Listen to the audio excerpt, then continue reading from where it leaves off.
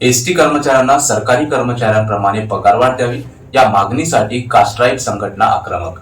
ST कर्मचारी आणि सरकारी कर्मचारी जरी कामं एकच करत असतील तरी देखील एसटी कर्मचारी व सरकारी कर्मचाऱ्यांच्या पगारामध्ये खूप मोठी तफावत अजून देखील आहे। एसटी कर्मचारी यांच्या मुलाबाळांना चांगले शिक्षण देऊच शकत नाही, कारण तो तेवढा पैसाच कमवू शकत नाही, कारण त्यांची पगारच तुटपुंजी आहे। परंतु सरकारी कर्मचारी त्यांच्या मुलाबाळांना चांगले शिक्षण देतो, शिक्षणाच्या जोरावर त्यांना मोठ्या नोकऱ्यांवर बसवतो व त्यांच्या कुटुंबाचं कल्याण होते।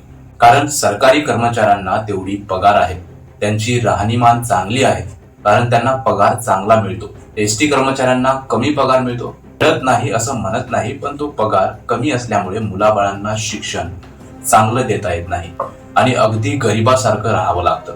2026 मध्ये सरकारी कर्मचाऱ्यांना 8वा वेतन आयोग लागू होणार आहे। तो जर लागू झाला तर एसटी कर्मचारी आणि सरकारी कर्मचारी यांच्या पगाराची तफावत अशी होईल की सरकारी कर्मचारी डोंगरावर व एसटी कर्मचारी खोल दरीत, आणि ही तफावत न भरून निघणारी असेल। त्यामुळे 2024 ते 2028 चा करार करून सरकारी कर्मचाऱ्यांच्या बरोबरीने पगार द्या किंवा 7वा वेतन आयोग 2016 पासून लागू करा या मागणीसाठी कास्ट्राईक या संघटनेने काल 28 तारखेला सगळीकडे निदर्शने केली।